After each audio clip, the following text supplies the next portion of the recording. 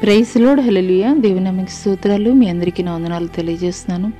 Jyotirmaya with Jesus YouTube channel ద్వారా ఈ యొక్క నూతన మాసంలో మొట్టమొదటి పునరుద్ధాన ఆరాధనలో ఏకీభవించడానికి దేవుడు చూపించినటువంటి కృపను బట్టి దేవునికి మరొకసారి స్తుతులు స్తోత్రాలు చెల్లిద్దాం. హల్లెలూయా. మరి వాక్యధ్యానంలోనికి వెళ్ళబోయే ముందు కొద్ది నిమిషాలు ప్రార్థన చేసుకుందాం. స్తోత్రములు స్తోత్రములు స్తోత్రములు నాయన, మహాపరిశుద్ధుడ, మహాగణుడ, గొప్ప దేవ, నీకే వేలాది కోట్ల వందనాలు స్తుతులు స్తోత్రాలు చెల్లిస్తున్నాం తండ్రి. గొప్ప దేవ, నీకే స్తుతులు స్తోత్రాలయ్యా. అయ్యా, నీకన్నా ఉన్నతుడు, శ్రేష్ఠుడు, గొప్పవాడు వేరొకరు లేరు నాయన. గడిచిన కాలమంతా నీ కృపలో భద్రపరిచి కాచి కాపాడి తండ్రి, ఇదిగో మరి యొక్క శ్రేష్టమైనటువంటి పునరుద్ధాన ఆరాధనలో తండ్రి ఏకీభవించడానికి మీరు మాకు ఇచ్చినటువంటి శ్రేష్టమైనటువంటి సమయాన్ని బట్టి మీకు వందనాలు చెల్లిస్తున్నాం. దేవానికి స్తుతులు స్తోత్రాలయ, గొప్ప దేవానికే స్తుతులు స్తోత్రాలయ. మహా ఆశ్చర్య కార్యాలు జరిగించేటువంటి గొప్ప దేవానికే స్తుతులు స్తోత్రాలు వందనాలు చెల్లిస్తున్నాం తండ్రి. ప్రభా, ఈ లోకంలో తండ్రి మేము ఏమి కలిగి ఉన్నా తండ్రి అవి కేవలం నీ యొక్క ఉచితమైనటువంటి కృపను బట్టి తండ్రి. అయ్యా, ఈ దినం వరకు మేము సజీవ లెక్కలో ఉన్నాము తండ్రి, నిన్ను స్తుతించగలుగుతున్నాము తండ్రి, నిన్ను ఆరాధించగలుగుతున్నాము అని అంటే అది కేవలం నీవు ఇచ్చినటువంటి ఉచితమైనటువంటి కృప ద్వారా మాత్రమే తండ్రి. అందు నిమిత్తము మీకు వేలాది కోట్ల వందనాలు స్తుతులు స్తోత్రాలు చెల్లిస్తున్నాము. గొప్ప దేవానికి ఈ యొక్క ఉదయకాల సమయంలోనైనా అయ్యా, ఎంతమంది బిడ్డలే దేవుడు సజీవమైనటువంటి మాటలు నాతో మాట్లాడాలి, నన్ను ఆదరించాలి, నన్ను బలపరచాలి అని ఎదురు చూస్తున్నారు. ఆశ కలిగినటువంటి ప్రాణాలని తృప్తిపరిచేటువంటి దేవుడు నీవు కాబట్టి తండ్రి ప్రభా. అయా, కూడి ఉన్న ప్రతి బిడ్డతో నాతో కూడా మీరే మాట్లాడి మీ నామనికి సమస్త మహిమ ఘనత ప్రభావములు చెల్లిస్తూ నజరేయుడైన యేసు అతి పుణ్య పరిశుద్ధ నామములో అడిగి వేడుకొనుచున్నాం ప్రియ పరలోకపు తండ్రి, ఆమెన్. ప్రైజ్ లార్డ్ అండి. అందరికీ దేవుని నామం పేరిట వందనాలు తెలియజేస్తున్నాను. హల్లెలూయా. ప్రైజ్ లార్డ్, హల్లెలూయా. మరి ఈరోజు ధ్యాన భాగంగా పరిశుద్ధ గ్రంథంలో నుండి హల్లెలూయా. ఈరోజు ధ్యాన భాగంగా పరిశుద్ధ గ్రంథంలో నుండి యెహోషువ గ్రంథము మొదటి అధ్యాయము, యెహోషువ గ్రంథం మొదటి అధ్యాయము 5వ వచనం నుండి 7వ వచనం వరకు అయితే కనుక చూసుకుందామండి. 5వ వచనం నుండి 7వ వచనం వరకు. నీవు బ్రతుకు దినములన్నిటను ఏ మనుష్యుడును నీ ఎదుట నిలువలేకుండును. నేను మోషేకు తోడయుండునట్టు నీకును తోడయుండును. నేను విడువను, నేను ఎడబాయను. నిబ్బరం కలిగి ధైర్యంగా నుండుము.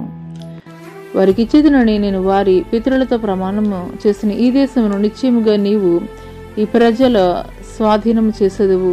అయితే నీవు నిబ్బరం కలిగి జాగ్రత్త పడి బహుధైర్యముగా నుండి నా సేవకుడైన మోషే నీకు ఆజ్ఞాపించిన ధర్మశాస్త్రం అంతటి చొప్పున చేయవలను. నీవు నడుచు ప్రతి మార్గమున చక్కగా ప్రవర్తించినట్లు నీవు దాని నుండి కుడికి గాని ఎడమకి గాని తొలగకూడదు. హల్లెలూయా. ఈ కొద్ది మాటలు దేవుడు మనందరి వెనుకల్లో ఆశీర్వాదకరముగా పంచిచ్చునుగాక. ఆమెన్. ఇక్కడ యెహోషువ గ్రంథంలో మనం చూసుకున్నట్లయితే మోషే మరణించిన తర్వాత ఇజ్రాయేలు ప్రజల్ని నడిపించడానికి నాయకుడు ఎవరున్నారు అని చూసుకున్నట్లయితే యోగ్యుడైనటువంటి వాడిగా యెహోషువ దేవుని యొక్క కన్నులకి కనిపించినటువంటి వ్యక్తిగా అయితే గనుక ఉన్నాడు. హల్లెలూయా.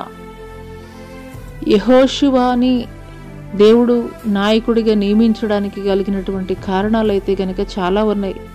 ఒక నాయకత్వ బాధ్యతల్ని కేవలము మరి పై రూపాన్ని చూసి ఇచ్చేది, లేదంటే గనక ధనఘనతలను బట్టి ఇచ్చేది అయితే గనక కాదు.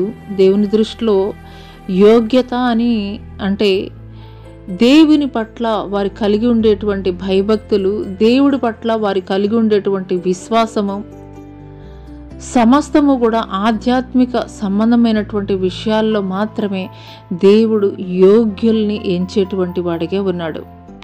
హల్లెలూయా. ఇక్కడ యెహోషువ మోషే మరణించిన తర్వాత దేవుడైతే యెహోషువని ఆ యొక్క ఇజ్రాయేలు ప్రజలకి నాయకత్వ బాధ్యతలను అప్పగించినటువంటి సమయంలో మరి యెహోషువ అయితే మరి భయపడుతున్నాడు.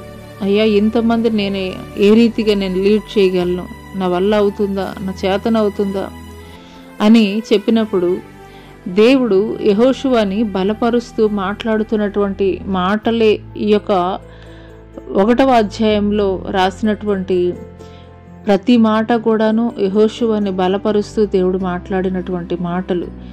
మరి ఈరోజు చదువుకున్నటువంటి లేఖనంలో దేవుడు తెలియజేస్తున్నాడు, నీవు బ్రతుకు దినములన్నిటను ఏ మనుష్యుడను నీ ఎదుట నిలువలేకయుండును, నేను మోషేకి తోడయుండునట్లు నీకును తోడయుండును. హల్లెలూయా. మోషేని ఏ రీతిగా నేను నడిపించానో, మోషేని ఏ రీతిగా నేను బలపరిచానో అదే రీతిగా నేను నిన్ను కూడా బలపరుస్తాను.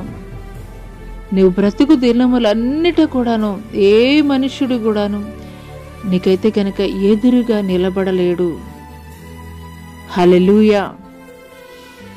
ఎంత గొప్ప సపోర్టు దేవుడు యెహోషువకి ఇస్తున్నారనేటువంటి విషయం అయితే కనుక మనం ఈ మాటల ద్వారా తెలుసుకోవచ్చండి.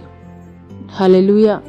మన చిన్న బిడ్డలు ఉంటారు, మరి రాత్రికాల సమయంలో కరెంటు పోయినప్పుడు మరి బిడ్డలు చాలా భయపడిపోతుంటారు.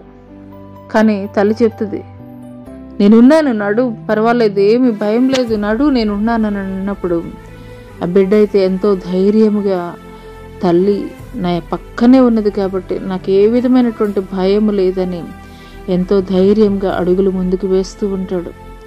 అదే రీతిగా మన పరమ తండ్రి కూడా మనతో కూడా ఉన్నప్పుడు మనం ఏ విషయాల్లో కూడా భయపడవలసినటువంటి పని లేదు. అసలు మొదటగా ఈ యొక్క యెహోషువకి ఆ యొక్క ఆధిక్యతను దేవుడు ఎందుకు ఇచ్చాడనేటువంటి విషయాన్ని కనుక మనం చూసుకున్నట్లయితే, మరి దేవుడు పాలు తేనెలు ప్రవహించేటువంటి ఆ యొక్క కానాను ప్రాంతాన్ని దేవుడు ఇజ్రాయేలు ప్రజలకి బహుమానంగా ఇస్తానని చెప్పినటువంటి తరుణంలో మోషే ఒకానొక సమయంలో 12 గోత్రాలకి సంబంధించినటువంటి వారిని ఆ యొక్క ప్రాంతం ఏ రీతిగా ఉన్నదో చూసి రండి అని చెప్పినప్పుడు, మరి ఒక్క యెహోషువ కాలేబులు మినహాయించి మిగతా వారందరూ కూడాను ఆ యొక్క దేశాన్ని, మరి ఆ దేశంలో ఉన్నటువంటి ప్రజల్ని చూసి ఎంతగానో కలవరం చెందినటువంటి వారుగా ఉన్నారు. ఎందుకంటే వారు ఎంతో బలాఢ్యులుగా ఉన్నారు, వారి ఎదుట మనం మిడతల్లాగా ఉన్నాము అని ఒక అబద్ధమైనటువంటి సమాచారాన్ని తీసుకుని వచ్చారు. అభద్రతా భావానికి లోనయ్యేటువంటి సమాచారాన్ని అయితే గనక వారు మోసుకుని వచ్చారు. కానీ యెహోషువ కాలేబులను చూసినట్లయితే గనక వారు మాట్లాడుతున్నారు, వారి దేహము అంత భయంకరంగా ఉన్నటువంటి మాట అయితే గనక వాస్తవమే, వారి ఎదుట మనం మిడతలులాగా కనిపించేటువంటి మాట కూడా వాస్తవమే. కానీ అంతకన్నా వాస్తవమైనటువంటి విషయం ఏంటి అని అంటే గనక దేవుడు వాగ్దాన దేశముగా పాలు తేనెలు ప్రవహించేటువంటి ఆ దేశాన్ని మనకి స్వాస్థ్యముగా ఇస్తా అన్నాడు. కాబట్టి ముందు చెప్పినటువంటి విషయాలు ఎంత వాస్తవమైనయో అంతకన్నా కూడాను భరోసా కలిగినటువంటి మాట ఏంటి అని అంటే గనక దేవుడిచ్చినటువంటి మాట. హల్లెలూయా. మనుషులు అనేక సార్లు మాట ఇచ్చి తప్పేటువంటి వారుగా ఉండొచ్చు, కానీ వాగ్దానం చేసినటువంటి వాడు నమ్మదగినటువంటి వాడు. హల్లెలూయా. అదే రీతిగా ఆ యొక్క అరణ్య ప్రాంతంలో, ఆ యొక్క అరణ్య మార్గంలో వారు ప్రయాణం చేస్తూ, మరి ఎవరైతే దేవుని పట్ల అపనమ్మకము కలిగి ఉన్నారో, మరి ఆ తరము దేవుణ్ణి చూడకే దేవుని యొక్క ఉగ్రతకి లోని అరణ్య మార్గంలో మరణించినటువంటి వారుగా ఉన్నారు. హల్లెలూయా. హల్లెలూయా. కానీ ఎవరైతే పరిపూర్ణమైనటువంటి విశ్వాసం కలిగి దేవుని మాటల పట్ల పరిపూర్ణమైనటువంటి విశ్వాసం కలిగి ఉన్నారో ఆ యెహోషువకి మోషే తర్వాత నాయకత్వ బాధ్యతల్ని దేవుడు అప్పగించాడు. హల్లెలూయా. నీ జీవితంలో మరి ఈ యొక్క 2025వ సంవత్సరం ఒక వాగ్దానము, మరి 2024 31st నైట్ ఒక వాగ్దానం పొందుకొని ఉండవచ్చు, కానీ అది ఇంతవరకు నీ జీవితంలో నెరవేర్చబడలేదా? అది ఇంతవరకు కూడాను ఏ విధమైనటువంటి కనీసము మరి ఏ విధమైనటువంటి క్రియ జరుగుతున్నటువంటి సూచనలు కూడా నీకు కనిపించడం లేదా? అయితే ఈ యొక్క మొట్టమొదటి పునరుద్ధాన ఆరాధనలో దేవుడు నీతో మాట్లాడుతున్నటువంటి మాట, వాగ్దానం చేసినటువంటి వాడు నమ్మదగినటువంటి వాడు, నరుడు వంటి వాడు కాదు అని దేవుడు నీతో మాట్లాడుతున్నాడు. హల్లెలూయా, హల్లెలూయా. ప్రపంచం తలక్రిందులైపోవచ్చు, మరి భయంకరమైనటువంటి పెను తుఫాన్లు చెలరేగవచ్చు, ఎలాంటి పరిస్థితులైనా ఎదురవని, నీ కుడి ప్రక్కను 10,000 మంది పడని, హల్లెలూయా, నీ ప్రక్కను 1000 మంది కూలినా, నీ కుడి ప్రక్కను 10,000 మంది కూలినా అపాయం నీ వద్దకు రాదు అని లేఖనం తెలియజేసినటువంటి రీతిగా ఏది ఏమైనా అయిపోని, కానీ దేవుని వాగ్దానం మాత్రం నీ జీవితంలో నెరవేర్చబడుతుంది. చాలాసార్లు మనం నిరాశకు లోనైపోయేటువంటి విషయాలు ఏంటి అని అంటే కనుక, దేవుడి వాగ్దానము ఒక ప్రక్కన ఉన్నది కానీ కార్యాలు జరగట్లేదు.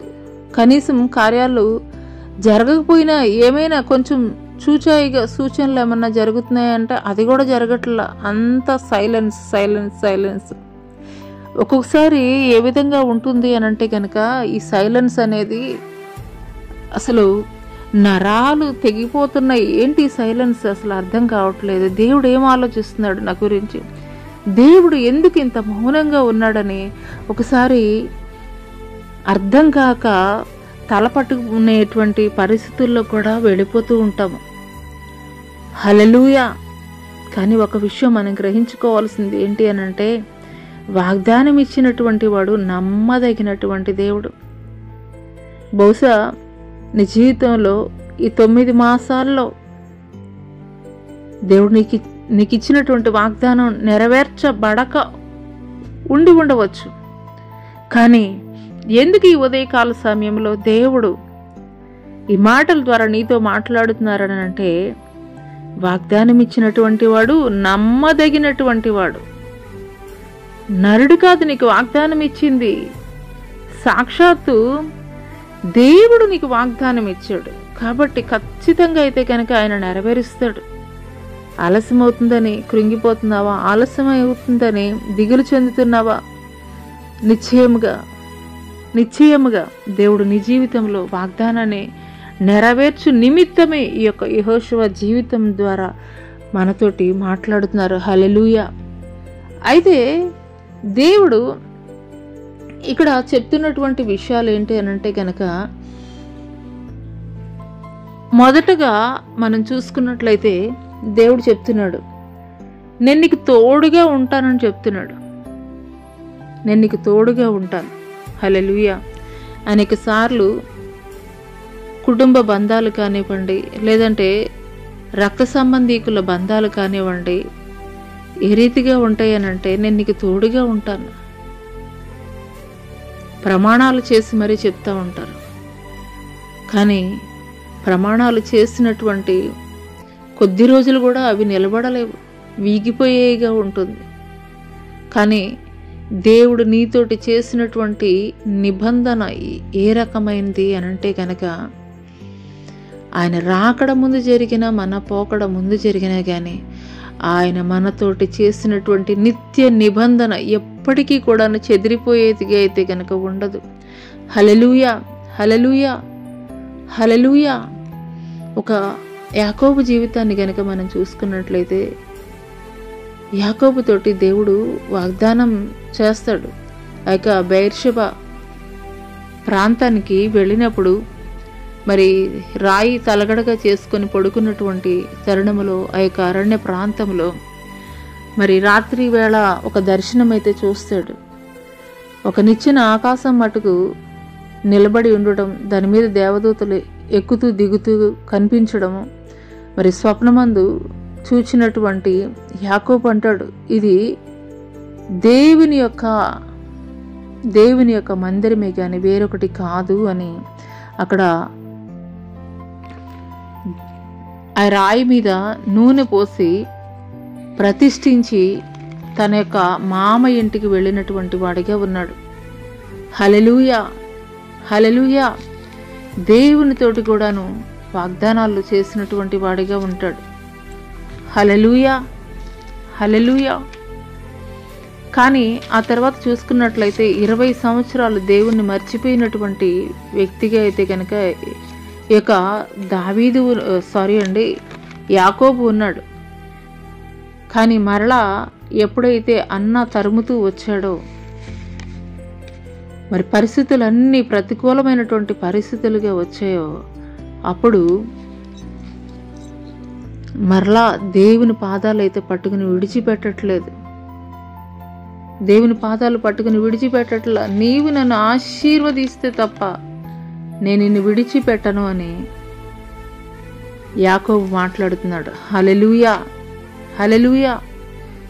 ఉదయకాల సమయంలో పరిశుద్ధాత్మ దేవుడు ఎల్లప్పుడూ కూడా మనకి తోడుగా ఉండేటువంటి వాడిగా ఉన్నాడు. అనేకసార్లు మనం ఆయన చెయ్యి విడిచిపెట్టి మనకి నచ్చిన రీతిగా, మనకు ఇష్టానుసారంగా మనం జీవించేటువంటి వారముగా ఉండవచ్చు. కానీ ఆయన చెప్తున్నారు, ముదిమి వచ్చే వరకు నేను ఎత్తుకుని వాడును నేనే, నా అరచేతుల్లో నిన్ను చెక్కుకొని ఉన్నాను, తల్లి గర్భంలో రూపింపక మునిపే నేను నిన్ను ఎరిగి ఉన్నానని దేవుడు మాట్లాడుతున్నారు.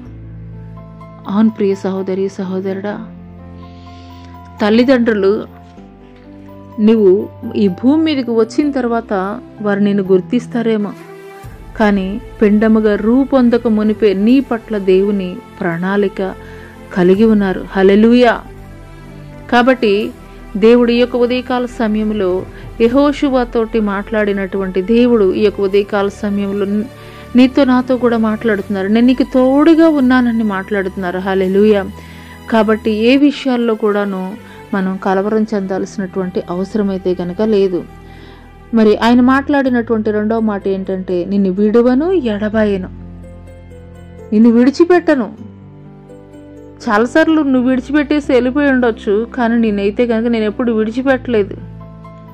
ఎడబాయను, ఎడబాయను అనంటే కనీసము ఫ్రాక్షన్ ఆఫ్ సెకండ్ గ్యాప్ కూడా లేనటువంటి ఆ యొక్క బంధంతో నేను నిన్ను ప్రేమిస్తున్నాను నా కుమార్తె, నా కుమారుడు అని దేవుడు తెలియజేస్తున్నాడు. యుగ సమాప్తి వరకు ఇదిగో సదాకాలము నేను నీతో కూడా ఉన్నానని దేవుడు తెలియజేస్తున్నాడు. ఎప్పటి వరకు అండి? ఎప్పటి వరకు అనంటే ఈ లోకంలో బంధాలు ఏవైనా కానీ ఎంతకాలం ఉంటాయి అనంటే మరి జీవితాంతం అనైతే కనుక ఖచ్చితంగా చెప్పలేం. ఎందుకంటే ఆ యొక్క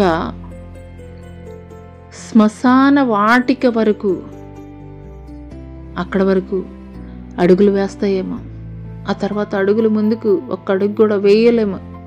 ఎందుకంటే మరణించినటువంటి వారితోటి మరణించలేరు. కానీ దేవాది దేవుడు ఈ భూమి మీద ఉన్నప్పుడు సదాకాలం నీతో కూడా ఉంటాడు. ఈ భూమిని విడిచిపెట్టావా, ఇంకా యుగ యుగాలు కూడాను ఆయనతో కూడా నీవు ఉంటావు. హల్లెలూయా, హల్లెలూయా.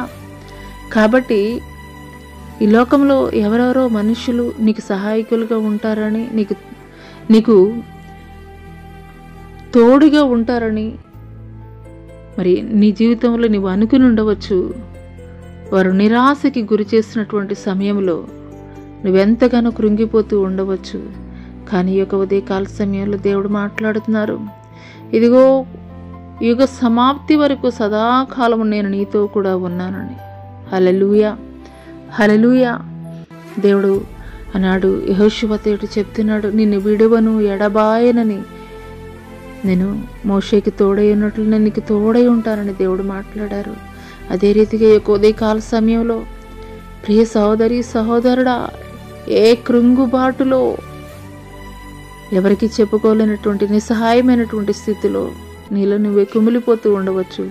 కానీ పరిశుద్ధాత్మ దేవుడు మాట్లాడుతున్నారు, నేను నిన్ను విడువను ఎడబాయను నా బిడ్డ, నేను నిన్ను విడువను ఎడబాయను, సదాకాలం నేను నీతో కూడా ఉంటానని దేవుడు మాట్లాడుతున్నారు.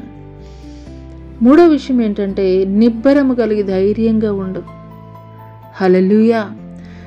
మరి చిన్న ఎగ్జాంపుల్ మీకు చెప్పాలి అని అంటే కనుక, ఎందుకు దేవుడు పైన 2 మాటలు ఏంటి? తోడుగా ఉంటానని మాట్లాడారు. రెండోది ఏంటి? నిన్ను విడువను ఎడబాయనని మాట్లాడారు. మళ్ళీ మూడో విషయం ఏం చెప్తున్నారు? నిబ్బరం కలిగి ధైర్యంగా ఉండని చెప్తున్నారు. ఎందుకు ఈ మాట ఆయన చెప్తున్నారు అని అంటే కనుక ఒక చిన్న ఎగ్జాంపుల్ చూసుకుందాము. మరి యేసుక్రీస్తు ప్రభుల వారు ఓడ అమరమున నిద్రించుచు శిష్యులతో కూడా ప్రయాణం చేస్తున్నటువంటి తరుణంలో మరి తుఫాను మరి అలలతోటి కొట్టబడుతున్నటువంటి తరుణంలో వారైతే ఎంతగానో కలవరం చెందుతున్నారు. కలవరం చెందుతూ వారైతే కనుక దేవుణ్ణి అడుగుతున్నారు, అయ్యా నీకు చింత లేదా?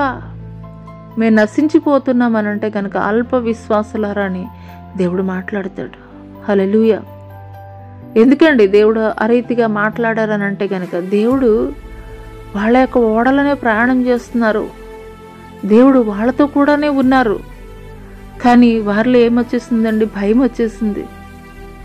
ఈ తుఫాను మనల్ని ముంచివేస్తుందేమో, ఈ తుఫాను ఈ యొక్క తుఫాను అలల ధాటికి మునిగిపోతుందేమో అని వాళ్ళు కలవరపడ్డారు, భయపడ్డారు. అల్ప విశ్వాసులారా అని దేవుడు వారిని గద్దించాడు. హల్లెలూయా. తుఫానుని, సముద్రాన్ని, సర్వసృష్టిని సృష్టించినటువంటి దేవుడు ఆయన మాటకి తుఫాను మరి లోబడుతండి, ఖచ్చితంగా లోబడింది. ఆయన గద్దించంగానే, ఆయన గద్దించినప్పుడు ఆ యొక్క తుఫాను నిమ్మళపరచబడింది. హల్లెలూయా. అనేకసార్లు మన జీవితాల్లో కూడాను మరి క్రమం తప్పకుండా మందిరానికి వెళుతుంటాము, ప్రతిదినం ప్రార్థన చేస్తుంటాము. అయినప్పటికీ కూడాను మరి ఇది అవుతుందా అవ్వదా, ఏం జరుగుతుందో ఏంటో ఈ కలవరం. హల్లెలూయా. ఒక పక్కన దేవుణ్ణి ప్రార్థన చేస్తూనే ఉంటాము, దేవా నా జీవితంలో ఈ కార్యం జరిగించయ్యా, నువ్వు ఉన్నావని నేను నమ్ముచున్నానయ్యా, నీ మీద నాకు నమ్మకం ఉందయ్యా అని మాట్లాడుతూనే ఉంటాము. రెండో పక్కన ఏంటి? భయం మనల్ని కృంగతీసేస్తూ ఉంటుంది. హల్లెలూయా. హల్లెలూయా.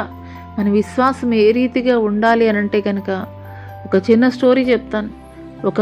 ఒకనొక గ్రామంలో అసలు వర్షాలే పడట్లేదంట. వర్షాలు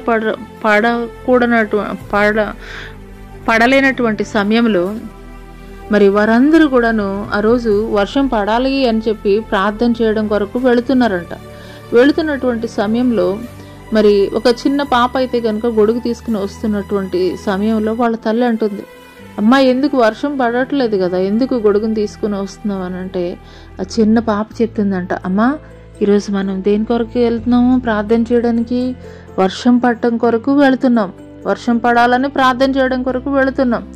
మరి ఒకవేళ దేవుడు వర్షం కురిపిస్తే ఆ వర్షంలో మనం తడిచిపోకుండా ఉండాలంటే గొడుగు కావాలి కదా. ఎంత గొప్ప విశ్వాసం అండి నిజంగానే. మరి అందుకొరకే దేవుడు అంటారు, మరి ఇలాంటి వారిదే పరలోక రాజ్యం అని చిన్నపిల్లలను చూసి దేవుడు మాట్లాడతారు. నిజంగా అండి, చిన్నపిల్లలకు కలిగినటువంటి విశ్వాసాన్ని మనం కూడా కలిగి ఉండాలి. దృఢమైనటువంటి విశ్వాసం. వారు ఏది చెప్తే అదే 100% దాని మీద స్టాండ్ అయ్యి ఉంటారు. అటువంటి స్థిరమైనటువంటి విశ్వాసం, దృఢమైనటువంటి విశ్వాసాన్ని మనం కూడా క్రీస్తులో కలిగి ఉండాలి. హల్లెలూయా. హల్లెలూయా. మరి ఇవి 3 కూడాను దేవుడు చేయాలి. నిబ్బరం కలిగి ధైర్యంగా ఉండే రీతిగా మనల్ని దేవుడు చేస్తాడు, తోడుగా ఉంటాడు. ఆయన మనల్ని విడువను ఎడబాయనని చెప్తున్నాడు. అయితే ఈ 3 దేవుడు మన జీవితంలో జరిగించాలంటే మనం చేయవలసింది ఏంటంటే ధర్మశాస్త్రాన్ని ప్రతి దినము కూడా మనం చదివేటువంటి వారముగా ఉండాలి. చదివేటువంటి వారంగానే కాదండి, ధ్యానించాలి. ధ్యానించేటువంటి వారంగా మాత్రమే కాదు, మన జీవితాలకి అప్లై చేసుకునేటువంటి వారంగా ఉండాలి. ఈ యొక్క పరిశుద్ధ లేఖనాన్ని నువ్వు చదువుతున్నావనంటే ఏదో యాంత్రికంగా చదవడం కాదు, పేజీలు తిప్పి నేను ఇన్ని పేజెస్ చదివేశాను లేదంటే ఇన్ని చాప్టర్స్ చదివేశానని చెప్పడం కాదు. నువ్వేదైతే చదివావో ఆ చదివినటువంటి దానికి అనుకూలమైనటువంటి జీవితాన్ని నువ్వు కలిగి ఉండాలి. హల్లెలూయా. చాలామంది అనుకునేది ఏంటంటే పరిశుద్ధ గ్రంథాన్ని చదవడం అంటే ఇతరులకు చెప్పడం కొరకు మాత్రమే అనుకుంటారు. ఓకే, అఫ్కోర్స్ అది వాస్తవమే. కానీ అంతకన్నా ప్రాముఖ్యమైనది ఏంటి అని అంటే కనుక మొదటగా నీవు దాన్ని ఆచరించి అప్పుడు ఇతరులకు నీవు బోధిస్తే ఖచ్చితంగా వాళ్ళు వింటారు. ఎందుకనంటే ఒకప్పుడు నీ జీవితం ఏ రీతిగా ఉన్నదో వాళ్ళు చూశారు.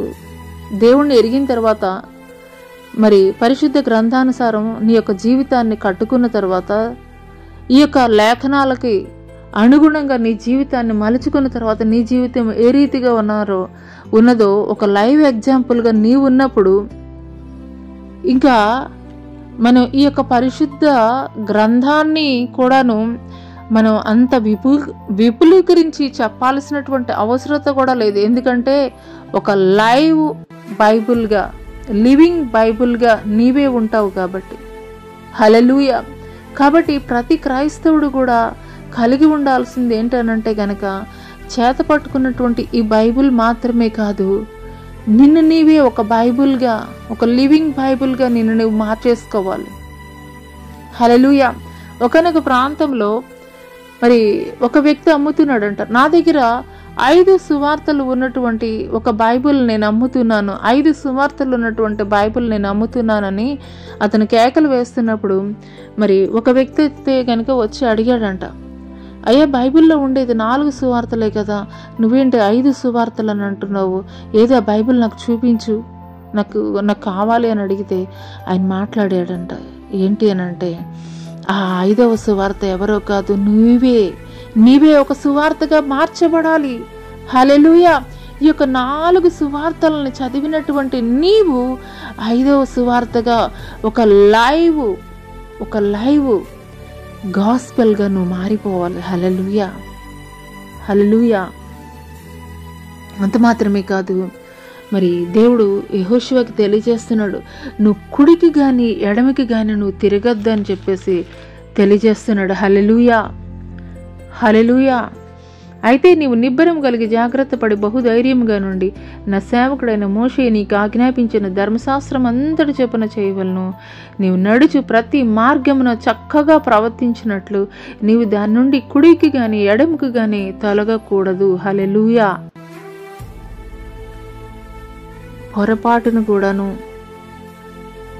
పొరపాటు చేసేటువంటి స్థితిలోకి మనం వెళ్ళకూడదు అనేది దేవుని యొక్క ఆలోచన. బై మిస్టేక్ ఏదైనా పొరపాటు జరిగింది నీ లైఫ్లో, వెంటనే దాన్ని కరెక్ట్ చేసుకోవాలి. దాన్ని కరెక్ట్ చేసుకుని నీ జీవితాన్ని కొనసాగించాలి. హల్లెలూయా.